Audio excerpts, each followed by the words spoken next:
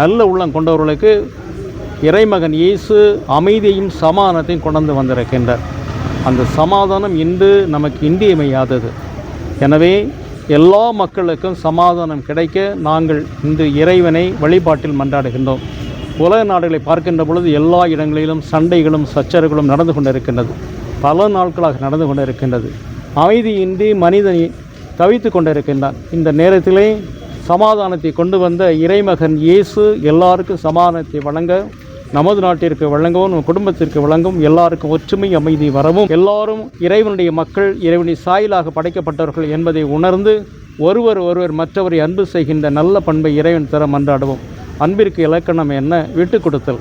நாம் ஒருவர் மற்றவருக்கு விட்டு கொடுத்து ஈகோ என்ற மனப்பான்மை இல்லாமல் இருந்தால் நம்முடைய தாயகம், நாம் வாழ்கின்ற இடம், இல்லம் எப்பொழுதும் அமைதியாக இருக்கும். அந்த அமைதியை புதிதாக பிறந்த குழந்தை இயேசு நமக்கு அருள்வாராக.